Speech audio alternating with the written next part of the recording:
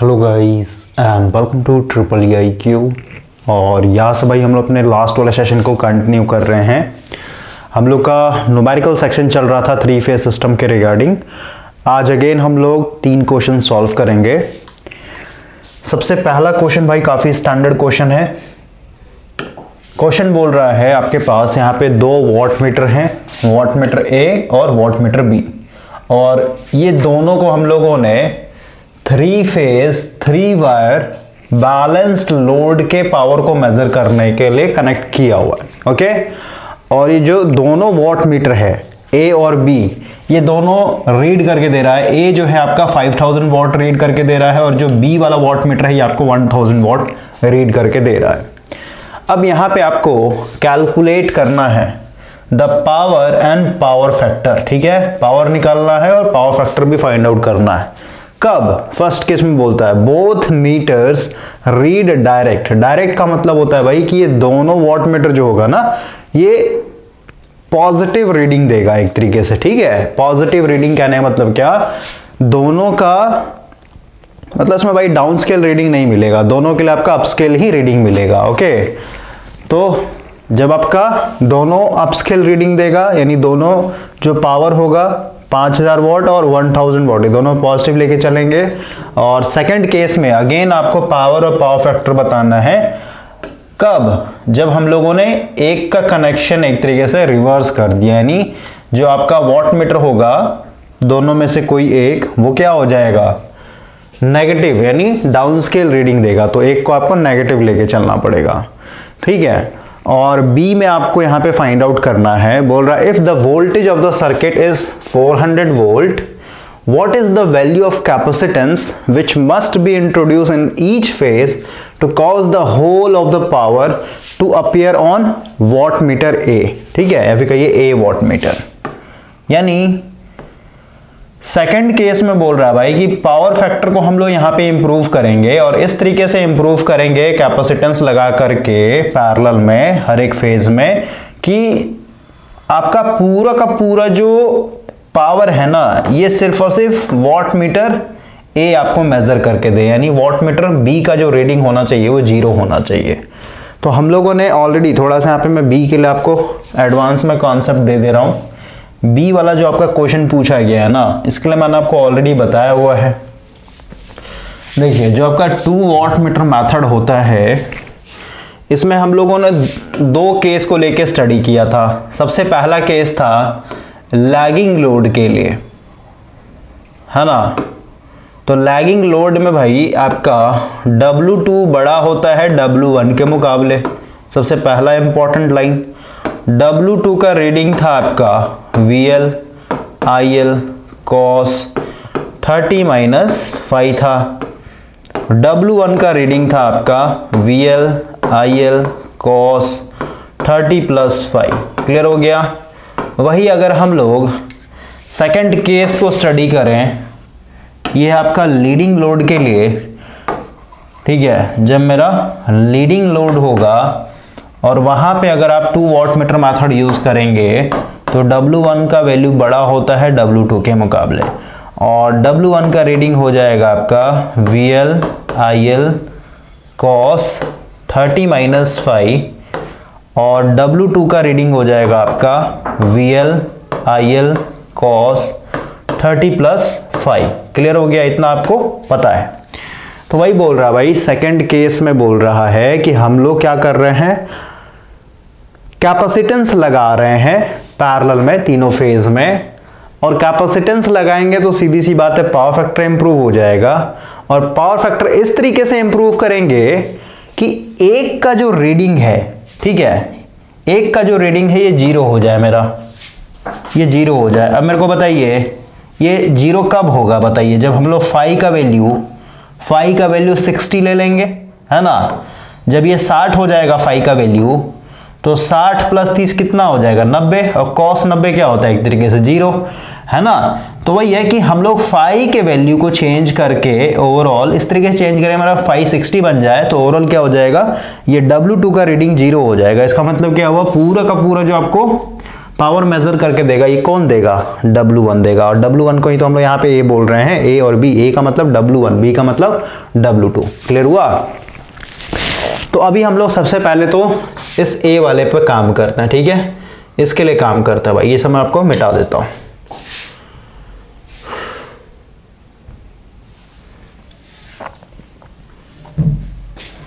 तो अभी जो जो डाटा दिया हुआ है उसके लिए हम लोग काम करते हैं 4A, ठीक है, A के लिए हम लोग काम कर रहे हैं यहाँ पे। तो आपका यहाँ पे वाट मीटर A का जो रीडिंग है, यहाँ पे इस तरीके से लिखता हूँ, ये है आपका 5000 वाट। वाट मीटर B का जो रीडिंग है ये है आपका 1000 वाट। अब आपको यहाँ पे पावर पूछा है, तो सीधी सी बात है, दोनों को अगर हम लोग ऐड कर देंगे WA प्लस WB, तो मेरे को क्या मिल जाएगा, टोटल पावर, है ना। टोटल पावर होता है ये भाई, वाट मीटर जो भी आपको रीड करके दे रहा है वही आपका टोटल पावर होगा ना। तो 5000 प्लस 1000 कितना हो जाएगा, टोटल 6000 वाट। ये मेरा हो गया एक तरीके से टोटल पावर। अब यहाँ पे पावर फैक्टर भी पूछा है, तो हम लोगों ने ऑलरेडी 2 वाट मीटर मेथड में पढ़ा था, tan phi equal to √3 W2 minus W1 divided by W2 plus W1। यहाँ पे W2 के जाए क्या कर लीजिए, इसको A मान लीजिए, इसको B मान लीजिए, इसको A मान लीजिए, इसको B मान लीजिए। क्लियर हुआ? तो ओवरऑल ये हो जाएगा √3 इंटू 5000 में से 4000 जाएगा, यानी सॉरी 1000 जाएगा, यानी 4000 बचेगा, डिवाइडेड बाई आपका 6000। तो यहाँ से भाई आपका tan phi आ जाएगा। इसका डायरेक्ट मैं वैल्यू बताता हूँ, tan phi का वैल्यू कितना आएगा।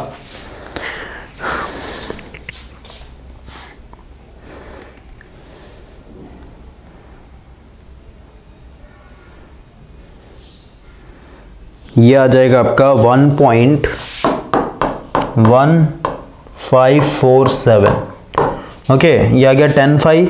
यहाँ से हम लोग phi निकाल लेंगे, तो phi इक्वल टू क्या हो जाएगा, tan इनवर्स 1.5, है ना। तो यहाँ से आपका phi का वैल्यू आ जाएगा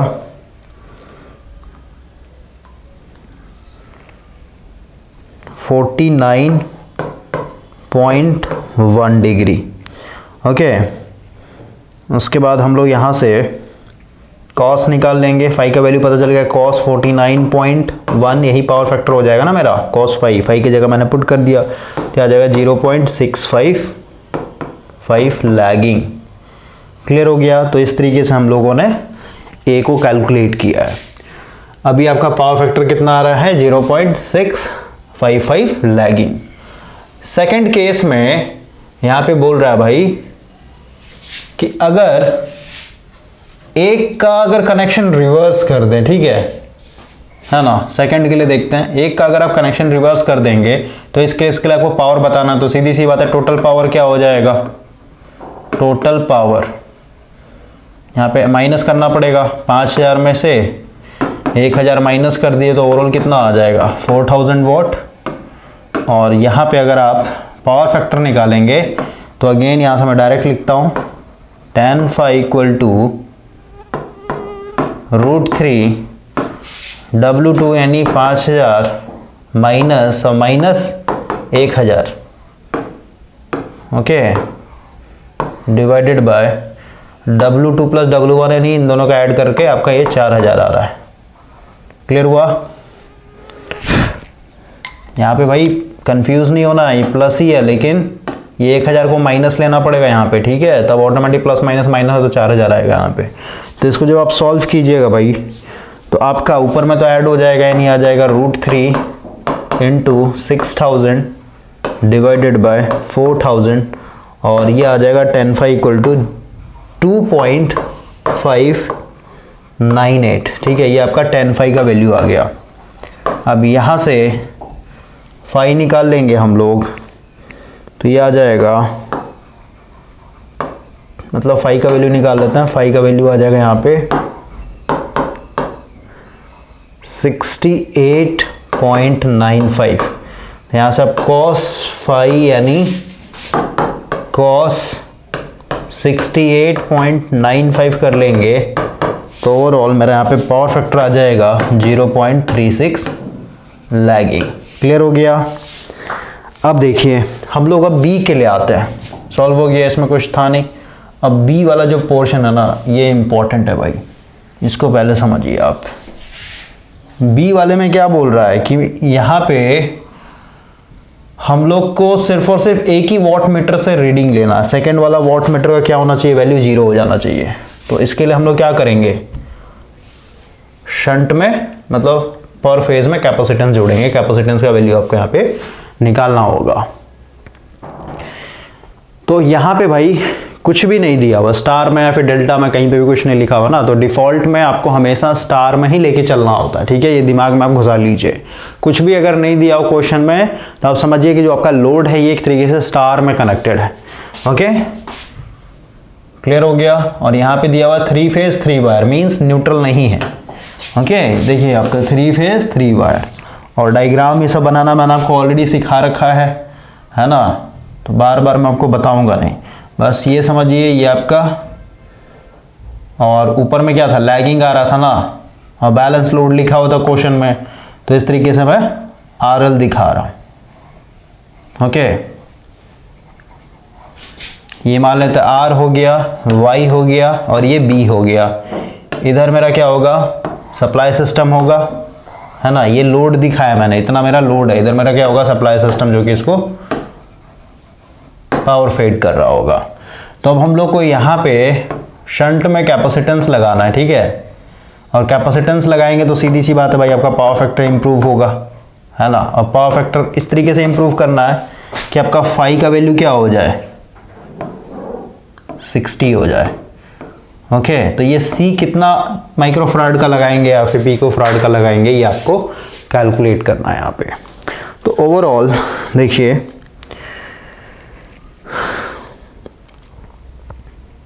और इसमें आपका ये लाइन वोल्टेज मेंशन कर दिया है 400 वोल्ट, ठीक है। यानी 2 लाइन के बीच में ये आपका 400 वोल्ट। ओके, तो ओवरऑल, और स्टार है आपका, तो स्टार में आपको ऑलरेडी पता है जो लाइन करंट होता है ये मेरे फेज करंट के बराबर होता है, और जो लाइन वोल्टेज होता है ये √3 टाइम फेज वोल्टेज के बराबर होता है। इतना आपको पता होना चाहिए। अब देखिए हम लोग यहाँ पे ऑलरेडी मैंने आपको बता दिया भाई कि WA पूरा का पूरा टोटल मेज़र करेगा पावर, ठीक है। और WB क्या होना चाहिए, जो कि VL IL cos 30। और क्योंकि यहाँ पे WA मेरा बड़ा है WB से, यहाँ पे क्या हो जाएगा, प्लस फाई लगाना पड़ेगा, ठीक है। तो इसका वैल्यू मेरे को फाई इक्वल टू क्या करना होगा, 60 करना होगा, तब जाके ये मेरा ओवरऑल 0 होगा। ओके, और पूरा का पूरा रीडिंग जो है मेरा WA वॉट मीटर रीड करके देगा। तो देखिए यहाँ पे सबसे पहले अगर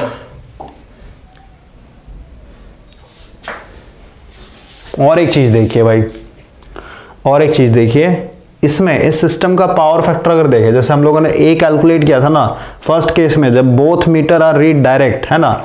तो जब डायरेक्ट रीड कर रहा था तो वहाँ पे पावर फैक्टर कितना था बताइए, फाई इक्वल टू आपका आया था, sorry cos phi equal to आपका आया था 0.655 लैगिंग।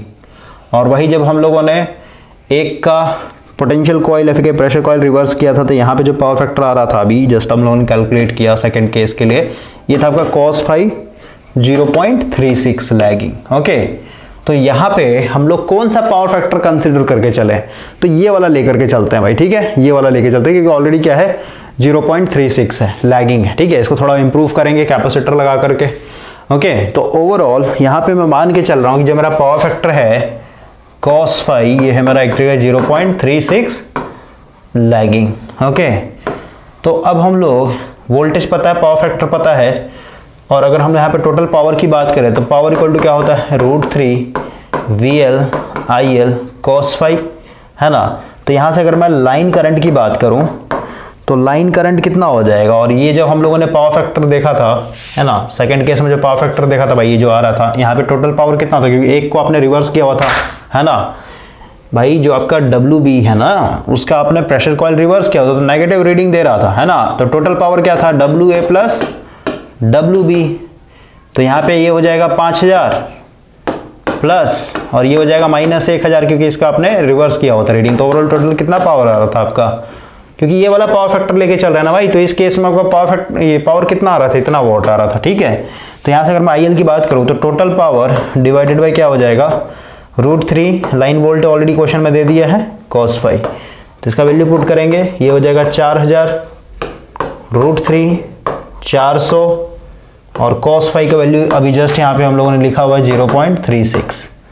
तो यहाँ से अगर आप लाइन करंट देखेंगे तो ये आ जाएगा 16.04 एम्पियर। ये मेरा एक तरीके से करंट आ गया, लाइन करंट। और क्योंकि स्टार कनेक्टेड सिस्टम है भाई, तो सीधी सी बात है, जो लाइन करंट होगा वही मेरा फेस करंट हो जाएगा, है ना। यही मेरा फेस करंट भी हो जाएगा, लाइन करंट भी हो जाएगा। अब देखिए हम लोग को यहाँ से आता हुआ करंट पता चल गया है। कलर चेंज करता हूँ थोड़ा। यहाँ से जो करंट आ रहा है या फिर कहीं इधर जो करंट आ रहा है ये मेरे को पता चल गया, क्लियर हो गया, 16.04।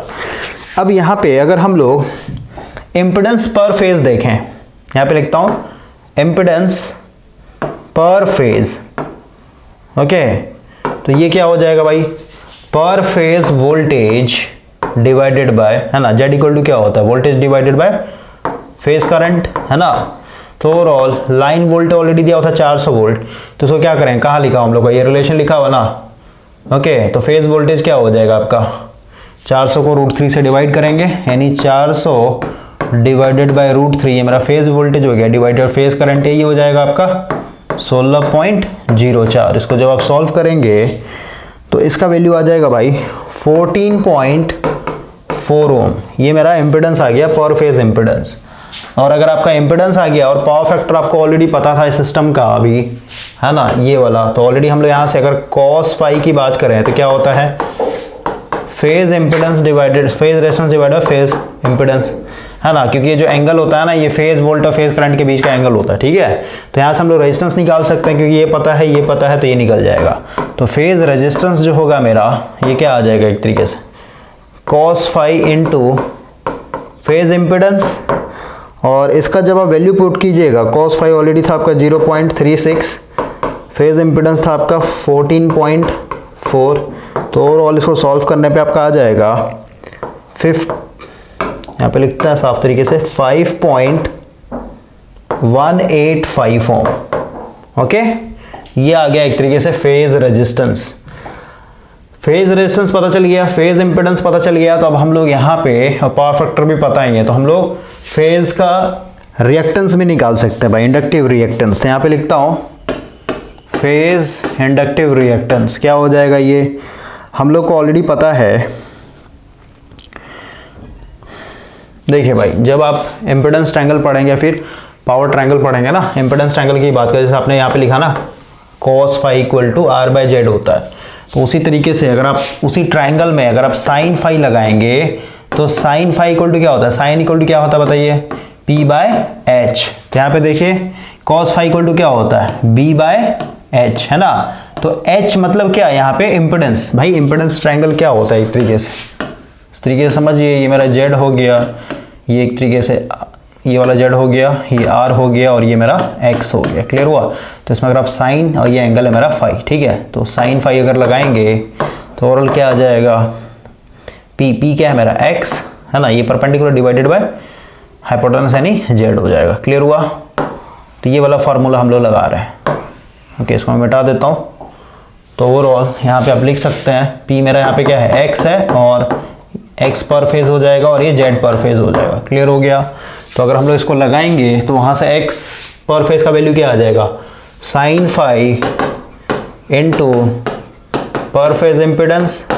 फाई का वैल्यू ऑलरेडी निकाल लेंगे हम लोग, क्योंकि पावर फैक्टर मेरे को पता है यहाँ पे cos फाई का वैल्यू कितना था आपका 0.36, तो यहाँ से फाई निकल जाएगा, फाई का वैल्यू यहाँ पे पुट करेंगे तो ये आ जाएगा, इसका वैल्यू पहले लिखता हूँ 14.4 इंटू साइन, और फाई का वैल्यू क्या हो जाएगा, फाई का वैल्यू cos इनवर्स, है ना, 0.36। तो ये लिख देता हूँ यहाँ पे cos इनवर्स 0.36। इसको जब आप सॉल्व कीजिएगा तो यहाँ से आ जाएगा भाई आपका 13.4 ओम, क्लियर हो गया। तो इस तरीके से आपने क्या क्या निकाल लिया, नेट फेज इम्पिडेंस निकाल लिया, फेज रेजिस्टेंस निकाल लिया और फेज रिएक्टेंस निकाल लिया।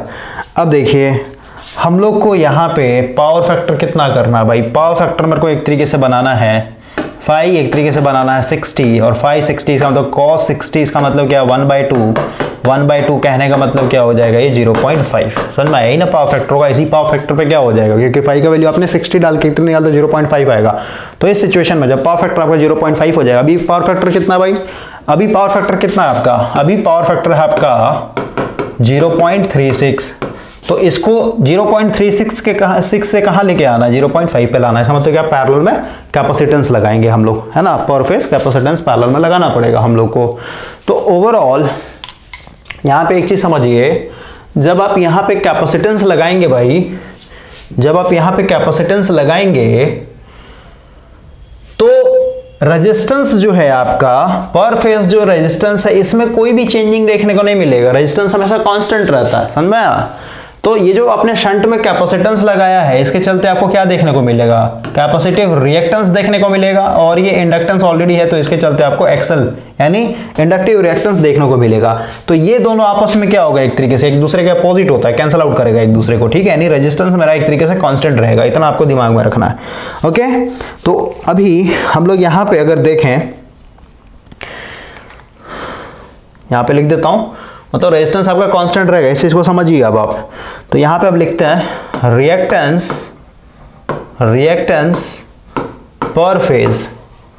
ओके, तो यहां पे भाई अगर मैं एक फॉर्मूला लिखूं, tan phi इक्वल टू होता है इमेजिनरी पार्ट जो कि x है ना, रिएक्टेंस डिवाइडेड बाय रेजिस्टेंस होता है ना। तो यहां से अगर मैं लगाऊं नेट रिएक्टेंस की बात करें तो क्या हो जाएगा, R into tan phi। Clear हुआ। तो ये फार्मूला मैं बस लगा रहा हूं। तो रिएक्टेंस पर फेज की बात करते हैं, मैं लिखता हूं R, और ये पर फेज है तो यहाँ पे पर फेज रिएक्टेंस हो जाएगा, और tan phi। तो पावर फैक्टर मेरे को ऑलरेडी पता चल गया कि इतना मेरे को चाहिए, है ना, समझ में आया नहीं, ये वाला tan phi की जगह कितना डालूंगा, 60। क्लियर हुआ। तो यहाँ से R का वैल्यू मेरे को ऑलरेडी पता था कांस्टेंट रहेगा, R का वैल्यू ऑलरेडी निकाल रखा हम लोगों ने। ओके, तो R का वैल्यू ये है भाई, ये हो जाएगा 5.185 इंटू 1060, है ना, 1060। इसको जब आप सॉल्व कीजिएगा तो यहाँ से ओवरऑल आपका आएगा भाई 8.98 ओम। क्लियर हुआ। अब देखिए ये कब आएगा रिएक्टेंस, कब देखने को मिलेगा, जब आपने पावर फैक्टर ये एज्यूम करके चला है, ठीक है। अब देखिए हम लोग यहाँ पे लिखते हैं, एक लाइन लिखते हैं भाई,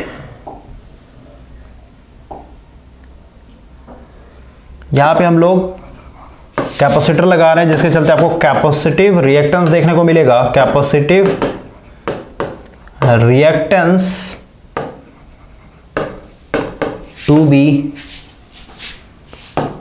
introduced in each phase is. अब मेरे को देखना है कि कैपेसिटिव रिएक्टेंस कितना आएगा। तो यहाँ पे हम लोग लिखें अगर कैपेसिटिव रिएक्टेंस पर फेज, या फिर इसी को मैं लिख सकता हूँ XC पर फेज, ये क्या आ जाएगा, पहले जो इंडक्टिव रिएक्टेंस था, इंडक्टिव रिएक्टेंस कितना आ रहा था आपका, ये वाला वैल्यू देख रहे हैं भाई, यही था ना इंडक्टिव रिएक्टेंस। तो यहाँ पे मैं लिखता हूँ 13.4 और माइनस कर देंगे कौन सा, ये वाला रिएक्टेंस, ठीक है, क्योंकि ये कब आ रहा है, जब आपका यहाँ पे फाई का वैल्यू 60 रखा जा रहा है, ठीक है। तो ओवरऑल अगर मैं ये माइनस कर दूं 8.98, पहले से भाई, पहले से जब मैंने कैपेसिटर से नहीं लगाया था ना, उस समय मेरा पर फेज इंडक्टिव रिएक्टेंस इतना आ रहा था, ठीक है। अब देखिए हम लोग को क्योंकि पावर फैक्टर एक तरीके से 0.5 बनाना मीन्स फाई का वैल्यू 60 होना चाहिए, तो उस बेसिस पे हम लोगों ने यहाँ पे देखा कि पर फेज मेरा रिएक्टेंस कितना रहेगा। अगर मैं पावर फैक्टर 0.5 बनाना चाहता हूँ, फिर बना करके रखना चाहता हूँ, तो इतना रिएक्टेंस होना चाहिए, तब जाके आपका पावर फैक्टर इतना होगा। क्लियर हुआ। तो वही है कि इतना रिएक्टेंस अगर आपको लाना है तो कितना आपको कैपेसिटिव रिएक्टेंस पर फेज लगाना पड़ेगा। तो टोटल में से जो पहले था उसमें से ये वाला माइनस कर देंगे तो ओवरऑल मेरा आ जाएगा वैल्यू, कितना ओम का आपको लगाना पड़ेगा, है ना, यानी 4.4 ओम। मतलब जो भी आप कैपेसिटर लगाएंगे ना भाई पर फेज में, तो उस कैपेसिटर का जो कैपेसिटिव रिएक्टेंस होना चाहिए उतना होना चाहिए, ठीक है। क्लियर हो गया। अब देखिए, अब हम लोग को पता है कैपेसिटिव रिएक्टेंस पर फेज के लिए अगर देखें तो ये होता है 1/2 पाई FC। क्वेश्चन में आपका फ्रीक्वेंसी दिया हुआ था ऑलरेडी, ठीक है। क्वेश्चन को अगर आप देखेंगे ध्यान से, क्वेश्चन में आपका यहाँ पे ऑलरेडी 50 हर्ट्ज मेंशन किया गया है फ्रीक्वेंसी, ओके। तो ओवरऑल यहाँ पे देखिए XC का वैल्यू मेरे को पता है, XC का वैल्यू लिख देता हूँ 4.42 मस्ट बी इक्वल टू क्या हो जाएगा 1/2 पाई। F के जगह 50 लिखेंगे तो यहाँ से मेरा C निकल जाएगा। तो C को जब आप कैलकुलेट कीजिएगा तो C का वैल्यू हो जाएगा, ये ऊपर नीचे आ जाएगा 1/2 पाई इंटू 50 इंटू ये हो जाएगा आपका 4.42 और इसको जब आप सॉल्व कीजिएगा तो आ जाएगा 720 इंटू 10⁻⁻6 फराड। क्लियर हुआ। और ये 10⁻⁻6 इसका मतलब क्या है, इसको आप माइक्रो में लिख सकते हैं, यानी 720 माइक्रो फराड। ठीक है, क्लियर हो गया। तो इस तरीके से आपको सॉल्व करना है भाई। इतना माइक्रो फराड का आपको कैपेसिटर लगाना पड़ेगा, तब जाके आपका पावर फैक्टर कितना हो जाएगा 0.5 हो जाएगा। और उस सिचुएशन में आपका जो WB है, वॉट मीटर B, वो एक तरीके से 0 रीडिंग देगा और बाकी का पूरा रीडिंग कौन देगा, आपका वॉट मीटर A। खत्म हो गया ये क्वेश्चन। नेक्स्ट क्वेश्चन के ऊपर आते हैं। देखिए क्या बोलता है, यहां पे बोल रहा है भाई कि आपके पास 3 इक्वल इम्पिडेंस है। ठीक है, 3 इक्वल इम्पिडेंस है। और इम्पिडेंस मतलब क्या, इसमें एक R है और L है। ठीक है, R और L का सीरीज में लगा हुआ। Are connected in star and supply from 400 volt 50 hertz 3 phase 3 wire balance supply. Okay, यहाँ पे मेंस होना चाहिए, MAINS होना चाहिए भाई। ठीक है, मेंस। आगे बोलता है the input power to the load is measured by 2 wattmeter method and the 2 wattmeter will read 3 kilowatt and 1 kilowatt. Determine the value of R and L connected in each phase. तो easy है ये, देखिए कैसे बनेगा। सबसे पहले तो star में दिया हुआ, स्टार में जोड़ना है हम लोग को, है ना। क्वेश्चन को मैं हटाता हूँ यहाँ से, उस साइड में रख देते हैं। देखिए कुछ इस तरीके का, जो अभी सर्किट बनाया था उसी तरीके से आपका बना हुआ रहेगा। यहाँ पे R का वैल्यू बताना है और XL का वैल्यू बताना है। ठीक है, ये हो गया R, ये Y, ये B। इधर क्या होगा, सप्लाई लगा हुआ होगा। ठीक है, वोल्टेज दिया हुआ 400 वोल्ट, यानी 2 लाइन के बीच में जो आपका वोल्टेज है 400 वोल्ट है। उसके बाद 50 हर्ट्ज फ्रीक्वेंसी दिया हुआ है और W1 क्योंकि लैगिंग लोड है भाई, तो ये क्या होगा 3 किलोवाट मीन्स W2, क्योंकि W2 मेरा बड़ा होता है लैगिंग लोड के लिए। W2 हमेशा बड़ा होता है W1। ठीक है, तो W2 का रीडिंग हो जाएगा 3 किलोवाट और W1 का रीडिंग हो जाएगा मेरा कितना 1 किलोवाट। ठीक है, तो ओवरऑल सबसे पहले देखिए, अगर मैं यहाँ पे टोटल पावर की बात करूँ तो टोटल पावर क्या हो जाएगा W2 प्लस W1, मतलब 3 प्लस 1 करेंगे यानी 4 किलोवाट हो जाएगा। कोई दिक्कत नहीं। अब देखिए हम लोग का यहाँ पे भाई पावर फैक्टर भी नहीं दिया हुआ सिस्टम का, है ना। तो पावर फैक्टर निकाल सकते हैं, इसका रीडिंग दिया हुआ। तो अगर हम लोग यहाँ पे 10 की बात करें क्या हो जाएगा √3, ऊपर में होता है W2 माइनस W1, यानी 4 में से 1 जाएगा तो 3 में से 1 जाएगा तो ये 2 किलोवाट है, नहीं 2000 डिवाइडेड बाय नीचे में ऐड होता है, नहीं है 4000। काट देते हैं इसको। तो ओवरऑल यहाँ से जो 10 का वैल्यू आएगा भाई, और 5 का वैल्यू मैं डायरेक्ट लिखता हूँ यहाँ पे। 5 का वैल्यू आ जाएगा आपका 40.89। ओके, और यहाँ से पावर फैक्टर हम लोग निकाल सकते हैं इजी वे में, cos phi equal to cos, ये हो जाएगा 40.89 और इसको जब आप सॉल्व कीजिएगा पावर फैक्टर आ जाएगा 0.756 लैगिंग। क्लियर हुआ। अब देखिए पावर फैक्टर आपको पता चल गया, टोटल पावर पता है ना 4 किलोवाट। तो यहाँ से पावर इक्वल टू हम लोग को पता है √3 VL IL cos phi। तो यहाँ से अगर मैं लाइन करंट की बात करूँ तो power divided by √3 VL cos phi। Power मेरा दिया हुआ था 4 किलोवाट यानी 4000√3। VL मेरा यहाँ पे दिया हुआ 400।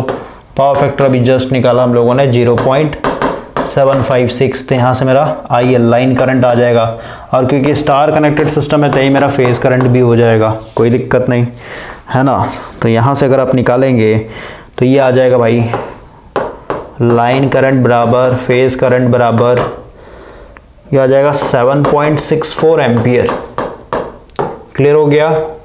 अब देखिए करंट हम लोग को पता चल गया ना, और यही क्या है फेज़ में भी आ रहा होगा। यहाँ पे थोड़ा सा डायग्राम बना देता हूँ मैं फिर से समझने के लिए।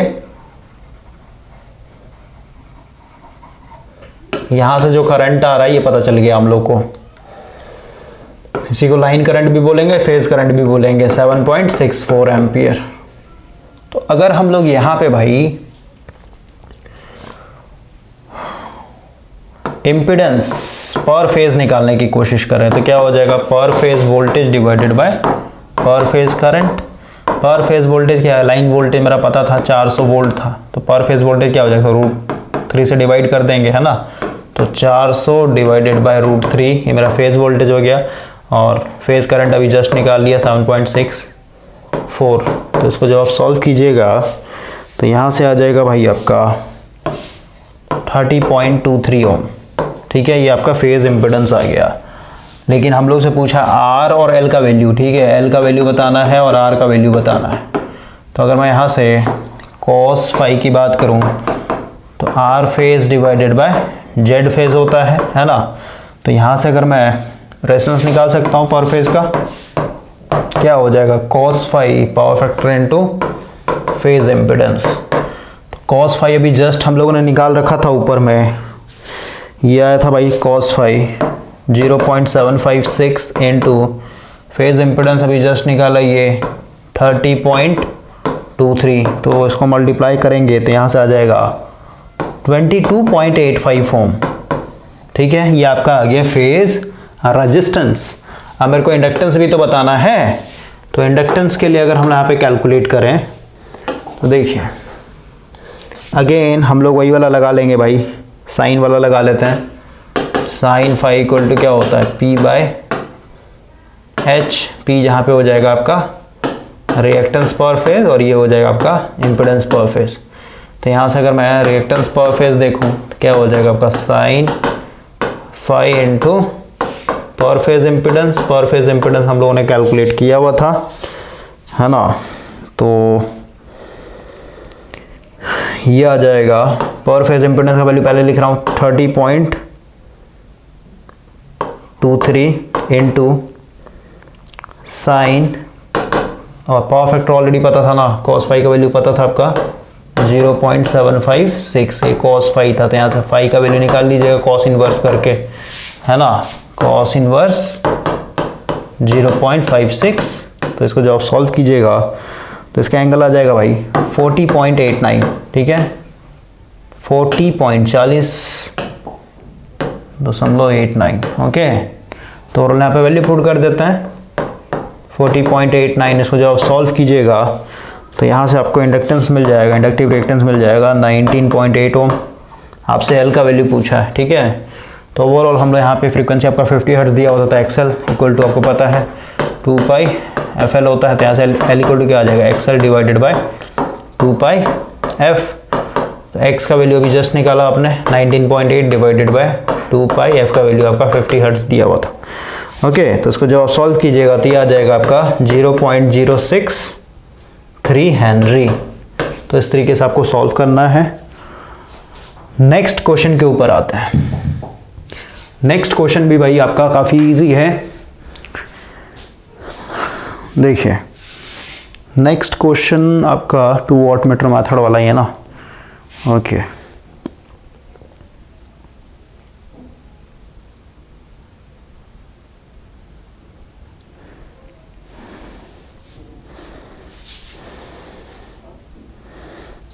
एक मिनट भाई बस।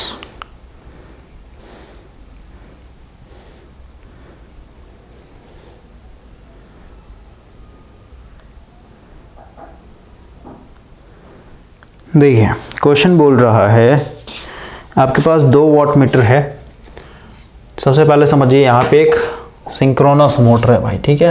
तो सिंक्रोनस मोटर आपको पता है कांस्टेंट स्पीड होता है, तो कांस्टेंट स्पीड पे काम करता है, तो सीधी सी बात है यहाँ पे लोड भी कांस्टेंट रहना चाहिए, नहीं तो फिर ये सिंक्रोनिज्म खो देता है अपना। ओके, तो बोल रहा है आपके पास एक सिंक्रोनस मोटर है working on a constant load, वही ये लोड कांस्टेंट है तब जैसा सिंक्रोनिज्म बना हुआ रहेगा। और ये कितना पावर ले रहा है इसको मेजर करने के लिए आपने यहाँ पे 2 वाटमीटर एक कनेक्ट किया हुआ है, ठीक है। और यहाँ पे पावर फैक्टर दिया हुआ है with a lagging power factor, मतलब ये मोटर जो है लैगिंग पावर फैक्टर पे काम कर रहा है। तो यहाँ पे दोनों वाटमीटर का रीडिंग दिया 10 किलोवाट, ये बड़ा है इसका मतलब ये W2 हो जाएगा, और ये छोटा इसका मतलब क्या है W1 हो जाएगा, क्योंकि लैगिंग पे आपका W2 बड़ा होता है एज कम्पेयर टू W1। बोलता है determine the power factor at which the motor is working. सबसे पहले तो यही निकाल लेते हैं, पावर फैक्टर आपका निकल जाएगा। यहाँ पे बस मैं हिंट दूंगा भाई, बार बार बच्चे की तरह सॉल्व नहीं करूँगा, ठीक है। यहाँ पे बस सिंपल समझिए, यहाँ पे लगा लीजिए tan phi है ना, tan phi equal to √3 W2 minus W1 divided by W2 plus W1 है ना। तो ओवरऑल W2 W1 का वैल्यू दिया हुआ है ना, तो यहाँ से आपका tan phi आ जाएगा, और tan phi आ जाएगा तो phi कर लीजिएगा tan इनवर्स, यहाँ पे जो वैल्यू होगा वो तो यहाँ phi आ गया, फिर cos phi का वैल्यू यहाँ पे रख दीजिएगा है ना। तो आपका यहाँ से पावर फैक्टर निकल जाएगा, आंसर बता दे रहा हूँ, पावर फैक्टर आ जाएगा आपका cos phi का वैल्यू आ जाएगा भाई 0.866 लैगिंग। क्लियर हुआ, ये मेरा एक तरीके से पावर फैक्टर हो गया। नेक्स्ट देखिए क्या बोलता है, if the excitation of the motor is just adjusted, मतलब यहाँ पे एक्साइटेशन मतलब वही है, एक्साइटेशन मतलब डीसी सप्लाई को एडजस्ट कर रहे हैं भाई, फील्ड को एक तरीके से वेरी कर रहे हैं, so that the power factor changes to leading. और लीडिंग में भी कितना 0.6 लीडिंग हो जा रहा है। बोलता है what are the reading of the watt meter, अब आपको वॉट मीटर का वैल्यू बताना है। मैंने आपको ऑलरेडी कॉन्सेप्ट दिया था कि अगर पावर फैक्टर चेंज करेंगे तो आपका जो वॉट मीटर का रीडिंग है W2 एंड W1 इसका रीडिंग चेंज होता है, लेकिन जो टोटल पावर होगा ये अभी भी क्या होगा, सेम ही होगा। यानी जैसे आपका यहाँ पे पहले कितना 15 किलोवाट ले रहा था ना, तो इस पावर फैक्टर पे भी क्या होगा आपका, ये टोटल उतना ही लोड लेगा, मतलब उतना ही पावर कंज्यूम करेगा, लेकिन दोनों का रीडिंग अलग अलग हो जाएगा, ठीक है। पहले जैसे ये 10 किलोवाट ले रहा था W2 और ये 5 किलोवाट, लेकिन इस केस में क्योंकि पावर फैक्टर चेंज कर दिया आपने, तो इस सिचुएशन में आपका रीडिंग दोनों का अलग अलग आएगा, ठीक है। वही लिखा हो लास्ट में, assuming the total input power of the motor remains constant. तो अभी हम लोग इसके लिए काम करते हैं। देखिए सबसे पहले आपको पता है कि पावर आपका वही कांस्टेंट रहेगा पावर फैक्टर चेंज हो जाने के बाद भी, तो मैं सबसे पहले लिखूंगा कि W1 plus W2 must be equal to कितना हो जाएगा, पहले कितना ले रहा था 15 किलोवाट ले रहा था, तो अभी भी 15 किलोवाट ही लेगा। ये मेरा फर्स्ट इक्वेशन क्लियर हो गया, कोई दिक्कत नहीं। अब देखिए पावर फैक्टर मैंने कितना रखा हुआ है, cos phi मेरा यहाँ पे 0.6 लीडिंग, और लीडिंग है इसका मतलब क्या हुआ कि मेरा W1 इस और बड़ा होगा W2 के मुकाबले, ठीक है। तो यहाँ से भाई phi की बात करें तो phi कितना आ जाएगा, cos इनवर्स 0.6, इसको जब आप सॉल्व कीजिएगा तो ये आ जाएगा 53.13, ये phi आ गया। अब अगर हम लोग ये वाला फार्मूला लगाएं tan phi इक्वल टू √3, और क्योंकि लीडिंग है तो W1 में से W2 माइनस होगा इस बार, क्योंकि ये बड़ा होता है W1, ठीक है, और W1 प्लस W2। तो ओवरऑल यहाँ पे tan phi का वैल्यू ऑलरेडी पता है मेरे को, ये 53.13 must be equal to √3 W1 minus W2, और ये हो जाएगा आपका दोनों W2 plus W1 plus W 15 kilowatt है, ठीक है। तो 15 गुना 1000 कर देंगे, तो यहाँ से भाई मेरे को W1 माइनस W2 का वैल्यू निकल के आ जाएगा, है ना। तो इसका वैल्यू मैं डायरेक्ट बताता हूँ कितना आएगा। सो ये आ जाएगा भाई 11.54 किलोवाट, ये आ गया आपका W1 माइनस W2। और दूसरा इक्वेशन आपका यहाँ पे था फर्स्ट, है ना, W1 प्लस W2 कितना, टोटल पावर तो वही एज्यूम करें नहीं 15 किलोवाट, ये मेरा फर्स्ट इक्वेशन था, ये मेरा सेकंड इक्वेशन है। दोनों को सॉल्व कर लीजिएगा, है ना, ऐड ही कर लेते हैं। तो ऐड कीजिए तो क्या हो जाएगा, W2 खत्म हो जाएगा, यहाँ पे क्या हो जाएगा 2W1, इधर दोनों को जोड़िए तो समथिंग आएगा, तो यहाँ से आपका W1 और W2 का वैल्यू ईजिली कैलकुलेट हो जाएगा। और वही आपका पूछा था कि पावर फैक्टर अगर आप चेंज कर दे रहे एक्साइटेशन को चेंज करके, तो उस सिचुएशन में आपका दोनों का रीडिंग क्या आएगा। तो W1 का आ जाएगा 13.27 किलोवाट, और W2 का आ जाएगा भाई 1.73 किलोवाट। क्लियर हुआ? वही चीज़ फर्स्ट केस में क्या था, W2 जो था मेरा ये एक तरीके से 10 किलोवाट रीड करके दे रहा था और W1 जो है मेरा 5 किलोवाट रीड करके दे रहा था। कब? जब पावर फैक्टर मेरा कितना था, पावर फैक्टर हम लोगों ने निकाला था ना फर्स्ट केस का, जब मेरा पावर फैक्टर भाई 0.866 लैगिंग था। cos फाई जब मेरा 0.866 लैगिंग था, उस सिचुएशन में आपका ये रीडिंग था। अब जैसे पावर फैक्टर मैंने यहाँ पे कितना किया 0.6, तो ये दोनों का वैल्यू चेंज हो गया, लेकिन दोनों को आप जोड़िएगा तो इटसेल्फ क्या होगा, जितना पहले पावर कंज्यूम कर रहा था उतना अभी भी करेगा। तो आई होप कि ये सेशन आप लोग के लिए हेल्पफुल रहा होगा भाई। नेक्स्ट सेशन में अगेन हम लोग 4-5 क्वेश्चन और कर लेंगे, बस 4-5 क्वेश्चन और है भाई, ख़त्म हो जाएगा ये। जितना क्वेश्चन था करवा दिया मैंने। उसके बाद फिर हम लोग पावर फैक्टर कैसे इंप्रूव करते हैं उस पर भी कुछ न्यूमेरिकल सॉल्व कर लेंगे। ओके।